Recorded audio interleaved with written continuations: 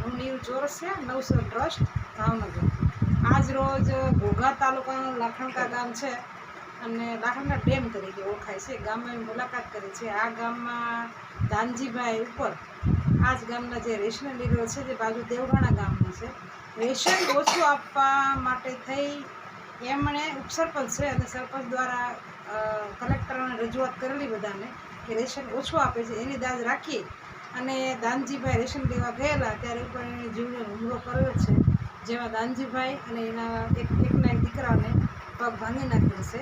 એમની મુલાકાત અમે આજ રોજ કરી છે. હવે એને મોઢે સાંભળીએ કે ખરેખર બનાવ શું હતો.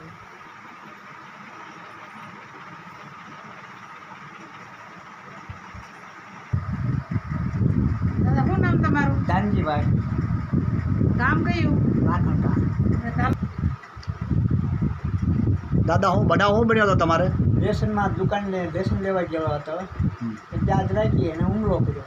કોને હુમલો કર્યો તમારી ઉપર? અનિલભાઈ બારિયા અને મુકેશભાઈ બારિયા અને એના બે ભાણા, 4 જણા હતા. એ મને લોખંડનો પેપ માર્યો અને પછી મારા છોકરા આવી ગયા તેને ધોકાનો ભાઈ મુકેશભાઈ ઘા કર્યો. પછી 2 પાનમાં મને શારીરિક ફગાવી દીધો. મને કાંઈ ખ્યાલ રહેવો નથી હું છું. પછી તો સહી કરવી મેં ના પડી હતી, આપણે દાજ રાખી. હું માર્યું તમને? શું માર્યું દાદા? લોખંડનો ટેપ મારીને પગ ભાંગી નાખ્યો મારો.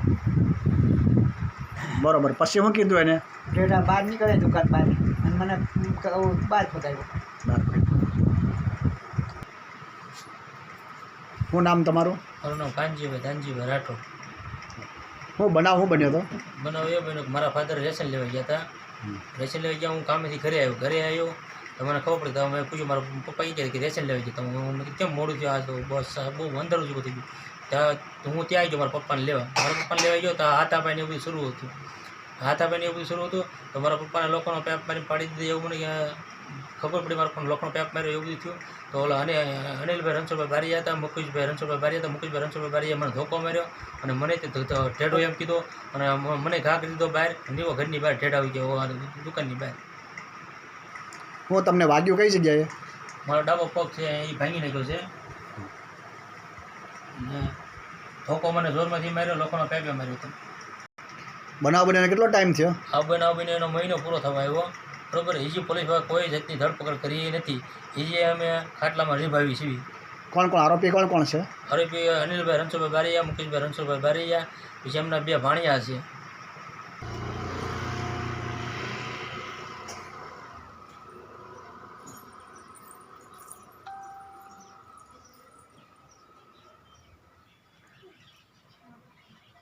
જય ભીમ. અરવિંદ મકવાણા, નવસન ટ્રસ્ટ ભાવનગર. મિત્રો, તમે જોવો છો, તમે આખી કહાની સાંભળી કે લાખણકા ડેમ જે ઘોઘા તાલુકાનું ગામ છે અને આ ગામમાં ઉપસરપંચ દલિત છે. એમને પોતાના ગામમાં રેશન ઓછું મળે છે અને સ્લીપ કાઢતા નથી અને પંચાયતે બધા સાથે રહી અને સરકારમાં રજૂઆત કરી. એની દાજ રાખી અને જ્યારે આ દલિત પરિવાર રેશન લેવા જાય છે તો રેશન ડીલર છે એની ઉપર પાઇપ અને ધોકા વડે હુમલો કરે છે અને બંને બાપ દીકરાના પગ ભાંગી નાખે છે. આજે 1 મહિનો થયો છે. 1 મહિનો થયો, આજ સુધી આરોપીની ધરપકડ થઈ નથી. એકનો એક માત્ર દીકરો છે, એનો એક નાનો બાળક છે, એ પણ માનસિક અસ્થિર જેવું છે. આખું પરિવાર તમે જો ભયના ઓથારે જીવી રહ્યું છે. કોઈ ધરપકડ કરવા પોલીસ આજ સુધી આરોપીની પોલીસે ધરપકડ કરી નથી. આ લોકો રજૂઆત કરવા ક્યાં જાય? કેમ કે ઘરમાંથી કોઈ પરિવારના લોકો બહાર નીકળી શકે એ પોઝિશન જ નથી. બંને ઇન્જર્ડ છે, બંનેના પગ ભાંગી નાખ્યા, બંને નીચે સૂતા છે. આટલી ગંભીર પરિસ્થિતિ છે. આજની તારીખે અત્યાચારો દલિત ઉપર વધી રહ્યા છે. એનું એક જ કારણ છે કે કાનૂની કાર્યવાહી જે થવી જોઈએ તાત્કાલિક થતી નથી. 1 મહિના સુધી આરોપીને ધરપકડ કરી નથી. બંને પગ ભાંગી નાખ્યા છે. ગંભીર કલમો લાગી છે, ભારે કલમો લાગી છે. તેમ છતાં સરકાર પાસે માગણી કરીએ છીએ કે એક તો રેશન ઓછું આપે છે, એ સરકારની જવાબદારી છે, રેશન પૂરું આપે, સ્લીપ આપે. બીજું કે જ્યારે અત્યાચાર થાય, હુમલા કરે આરોપી, તો એની તાત્કાલિક કાર્યવાહી કરવી પડે, આરોપીની ધરપકડ કરવી પડે. સરકારને અમે વિનંતી કરીએ છીએ કે આવા ગંભીર ગુનામાં તાત્કાલિક આરોપીની ધરપકડ કરો અને તાત્કાલિક કાનૂની કાર્યવાહી કરો અને જે રેશનમાં આવા ભ્રષ્ટાચાર કરે છે એ લોકો ઉપર કાયદેસરની કાર્યવાહી કરવામાં આવે. જય ભીમ.